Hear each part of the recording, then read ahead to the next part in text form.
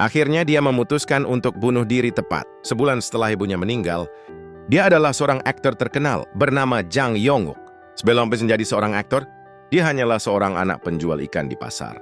Dia hidup bersama ibunya, tapi dia selalu membenci ibunya dan menyalahkan takdirnya karena dia sangat miskin dan bodoh sehingga tidak bisa mendapatkan pekerjaan yang bagus. Setelah dia terjun ke dunia akting, dia jatuh cinta dengan akting, dia sangat menyukai akting, dia bekerja keras dan mengambil beberapa pekerjaan dalam sehari agar bisa hidup dan melanjutkan karirnya sebagai aktor. Waktu berlalu kini dia akhirnya mencapai mimpinya. Dia mendapatkan penghargaan aktor terbaik, tetapi seperti tersambar petir di hari yang cerah, dia mendapatkan telepon dari rumah sakit, menggambarkan kalau ibunya sedang kritis. Dia berlari dari panggung penghargaan ke rumah sakit. Dia melihat ibunya yang lemah dan sudah mencapai batasnya. Selama ini dia tidak pernah memerhatikan ibunya. Dia tidak peduli dengan penyakit ibunya. Tapi saat melihat ibunya terbaring lemah, dia seperti kehilangan hidupnya. Saat itu dia sadar bukan kemiskinan yang ingin dihilangkannya, melainkan beban yang ditanggung oleh ibunya. Tapi sudah terlambat untuk menyesal, ibunya sudah meninggal. Setelah itu dia terisolasi di apartemennya. Menjadi sangat kurus dan jelek, dia memutuskan bunuh diri karena penyesalannya. Saat dia membuka mata, dia terkejut karena melihat nasi dan sosok ibunya yang sudah meninggal. Dia berpikir, apakah ini surga? Dia meraih wajah ibunya yang masih muda dan menangis. Hari pun berlalu, kini dia sadar dia kembali ke masa lalu. Sekarang dia memutuskan untuk memilah jalan baru di hidupnya. Dia belajar dengan tekun dan mendapatkan nilai yang bagus. Hari ini dia memutuskan pergi ke pasar untuk membantu ibunya yang dulu tidak pernah dilakukannya. Tapi tidak ada pelanggan. Dia meraih sebuah tong kosong dan berdiri di atasnya. Dia berteriak memanggil orang-orang untuk membeli ikannya. Selagi masih segar, mendengar itu ibunya menahan tangis. Saat hari sudah mulai gelap, ada seseorang yang datang menghampiri. Mereka mengatakan kalau dia adalah seorang produser film dan drama.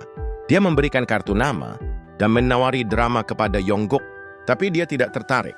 Saat dia pulang ke rumah, dia melihat ibunya mengangkat telepon seseorang. Dia mengatakan sudah waktunya membayar rumah yang menunggak 3 bulan. Mendengar itu Yong-uk frustasi. Apa yang harus dia lakukan supaya bisa mendapat uang dengan cepat? Saat itu dia mengingat produser yang menawarinya drama.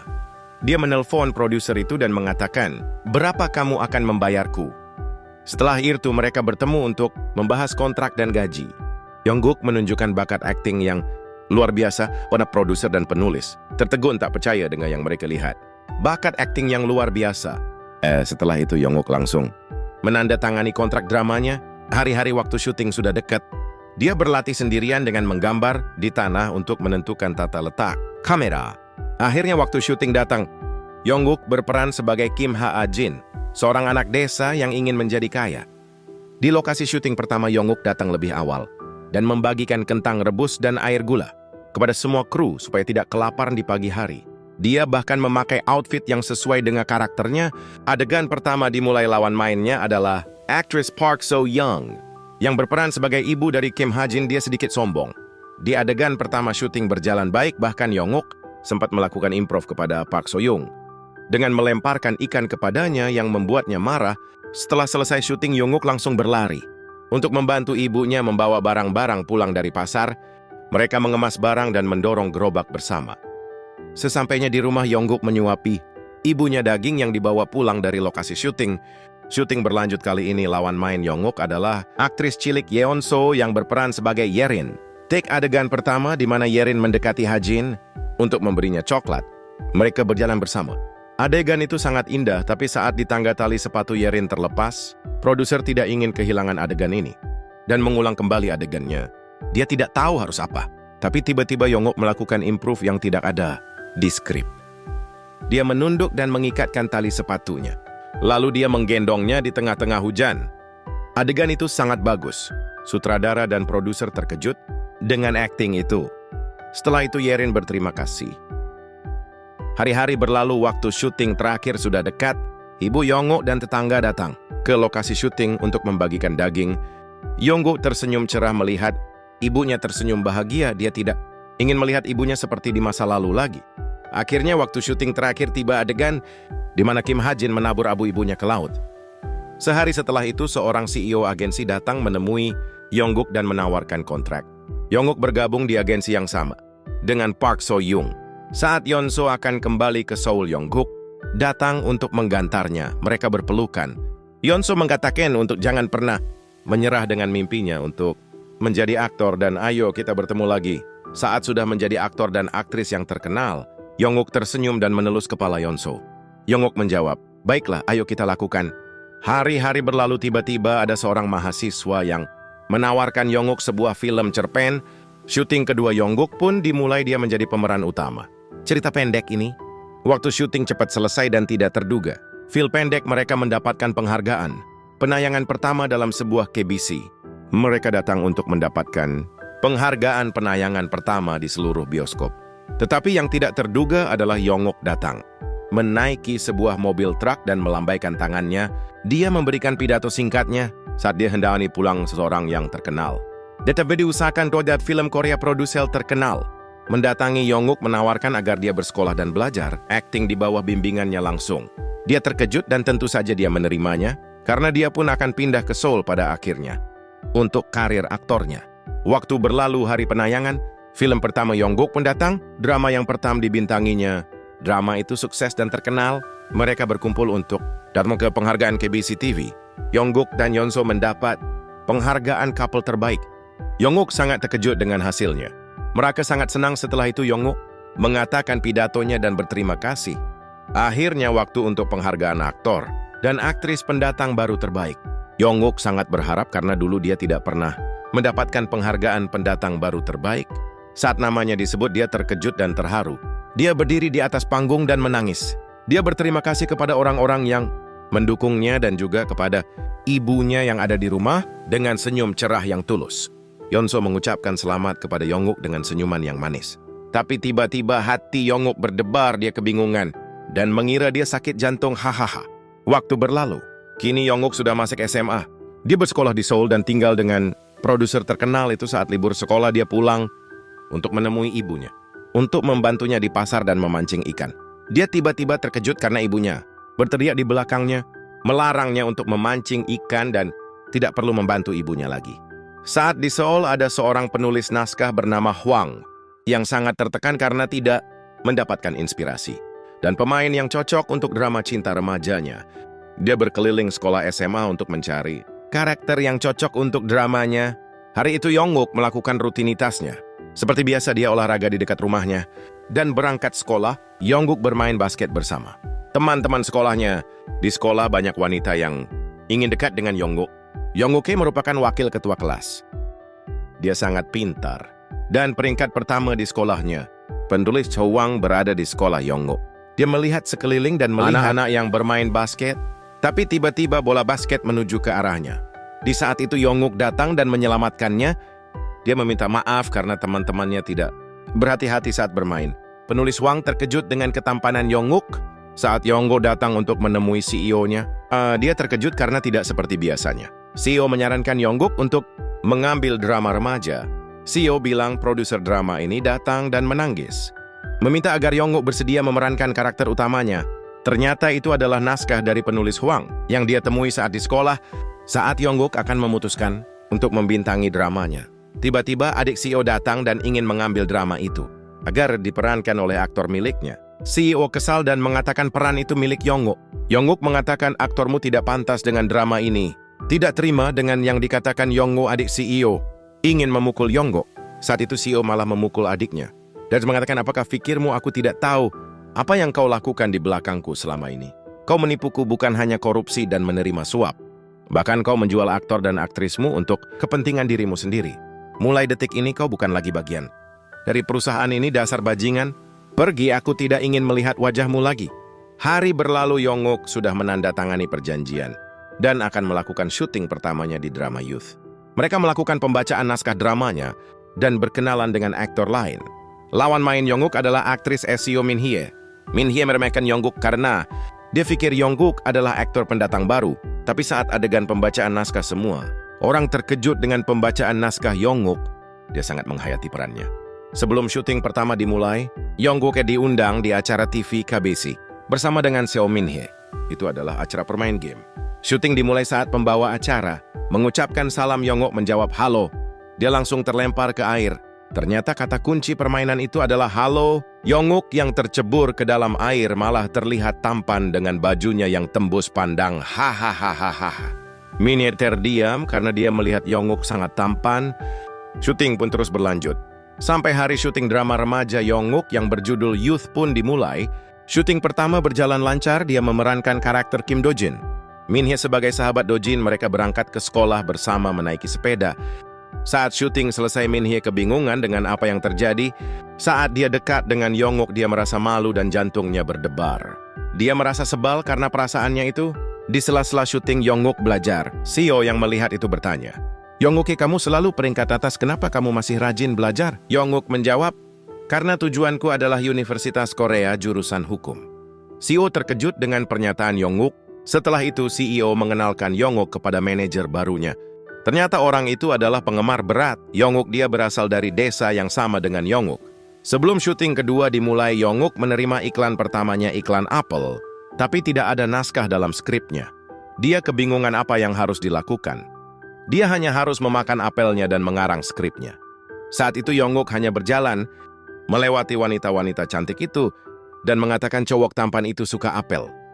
Produser dan pamannya tertawa terbahak-bahak. Melihat iklan Yonguk, syuting kedua dimulai. Ibu Yonguk datang untuk melihat Yonguk syuting. Yonguk memainkan karakternya dengan baik. Bu Yonguk yang melihatnya syuting mengatakan kalau Yonguk sangat keren. Hari penayangan episode 1 dramanya dimulai. Ternyata drama itu sukses dan sangat laris. Dengan rating 20,7%. Saat libur syuting, Yonguk pergi untuk menemui ibunya di kampung. Semua orang yang di sana membicarakan drama Youth. Yonguk melihat ibunya di pasar dan menemuinya. Ibunya terkejut dengan kedatangan putranya.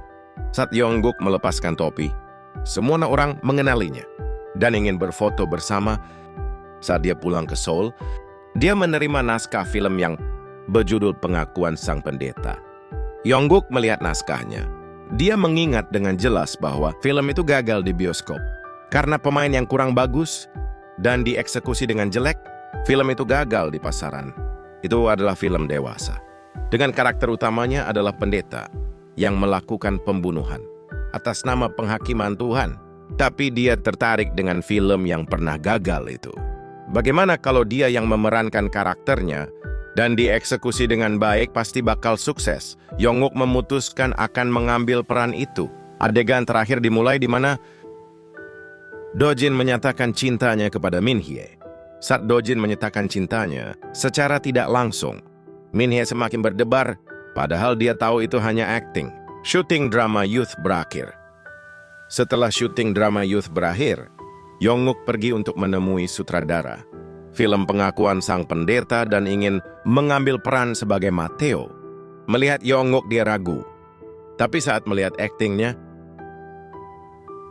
dia ingin Yonguk mengambil peran ini. Tetapi sutradara tahu bahwa peran ini udah ada yang memerankan aktor lain dari pihak investor yang menginvestasi pada film ini. Mendengar itu, para investasi menarik kembali dananya dan membatalkan investasi. Sutradara bingung bagaimana ini akan berlanjut dan di mana dia akan mendapatkan investasi lagi. Untuk mendalami karakternya, Yonguk menemui pendeta dan menanyakan tentang agama supaya memperluas pengetahuannya. Melihat Yonguk, pendeta berkata, "Aku menantikan penampilan seorang pemuda memakai seragam seorang pendeta. Saatnya untuk audisi film Pengakuan Sang Pendeta." Yonguk harus menampilkan aktingnya di depan semua kru pembuat film itu. Walaupun sudah diputuskan dialah yang menjadi karakter utamanya, tetapi kru lain ingin melihat aktingnya. Semua yang melihat Yonguk berakting sangat terkejut. Dia benar-benar seperti seorang pendeta. Sudah diputuskan bahwa Yonguk akan memerankan karakter utama. Tapi mereka masih bingung untuk investornya. Di saat itu sutradara mengatakan, "Aku sudah menemukan investornya, dia adalah aktor Yonguk." Syuting pertama Pengakuan Sang Pendeta pun dimulai. Mereka melakukan adegan di kamar mayat. Adegan pertama, Mateo kehilangan ayahnya yang meninggal karena dibunuh.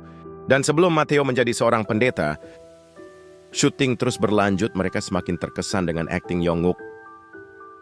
Yonguk pergi sekolah sebelum syuting. Dia membawa kardus yang berisikan buku. Tapi tiba-tiba tali sepatunya terlepas. Di saat itu dia mendengar suara wanita yang mengatakan, "Ya ampun, benar-benar ya. Menali sepatu saja tidak becus." Yonguk terkejut karena mendengar suara yang tidak asing. Wanita itu mengikatkan tali sepatu Yonguk. Lalu dia mengatakan, "Sudah lama tidak bertemu ya, Opa." Dia mengatakannya sambil tersenyum cerah seperti dulu. Itu adalah suara Yeonso. Lagi-lagi Yonguk merasakan sakit jantung yang sama seperti dulu. Hahaha. Yonguk mengatakan, "Kenapa kamu ada di sini?" Yeonso menjawab, "Tentu saja agar kita berada di sekolah yang sama." Yeonso meminta agar Yonguk menemaninya ke pameran seni saat istirahat nanti. Yonguk terkejut karena dia mengajak Yonguk untuk membolos. Dia tidak pernah bolos sekolah sekalipun sepanjang hidupnya. Waktu syuting terakhir datang, Yonguk melakukan adegan pembunuhan terakhirnya. Dia seperti menikmati perannya. Seperti seorang psikopat. Adegan terakhir di mana Pendeta Matteo ditangkap dan dihakimi di persidangan. Hukuman untuk Pendeta Matteo adalah hukuman mati. Di saat terakhirnya dia mengatakan, "Ya Tuhan, hukumlah aku." Dan pendeta itu pun mati karena dosanya. Syuting pun berakhir. Saatnya mereka melakukan pemotretan. Untuk sampul film pengakuan sang pendeta, Yonguk menyarankan agar mereka mengambil foto korban di dalam air meminta tolong, dan dia berada di atas jembatan dengan mengulurkan tangannya ke dalam air. Syuting berakhir akhirnya waktu penayangan. Perdana film pengakuan sang pendeta. Di bioskop tayang, semua produser, sutradara, dan wartawan terkenal datang untuk menonton premier film itu. Mereka sempat ragu film itu gagal dieksekusi dengan baik. Apalagi aktor Bia masih muda. Tetapi saat mereka menontonnya, semua orang terdiam dan tidak bisa memalingkan wajahnya. Dari layar bioskop, mereka terkejut dengan film itu. Mereka merinding dengan kengerian adegan pembunuhan atas dasar Tuhan itu. Semua heran apakah yang sedang dilihatnya adalah aktor yang sama seperti yang pernah mereka lihat saat drama Youth itu. Dan tepat setelah film itu dirilis, film pengakuan sang pendeta menempati peringkat pertama dalam jumlah penonton kumulatif secara relatif. Tidak hanya jumlah penonton yang meningkat setiap harinya, tapi tiketnya juga terjual habis di setiap bioskop. Bahkan kabarnya untuk mendapatkan tiket film tersebut mereka begadang semalaman demi mendapatkan tiketnya. Dan bahkan ada yang menjualnya secara ilegal. Beberapa hari setelah penayangan, jumlah penonton di seluruh negeri sudah mencapai 1 juta penonton. Film itu sangat sukses. Yonguk berharap agar bisa mencapai 1 juta penonton. Yonguk pulang untuk menemui ibunya lagi. Yonguk selalu ingin bertemu ibunya di sela-sela waktu sibuknya. Dia selalu datang kapanpun dia bisa. Yonguk dan ibunya pergi berlibur bersama. Ibu Yonguk menggunakan yukata. Yonguk memuji ibunya, mengatakan kalau ibu terlihat sangat cantik. Mereka pun berfoto dan bersenang-senang bersama. Terima kasih sudah menonton.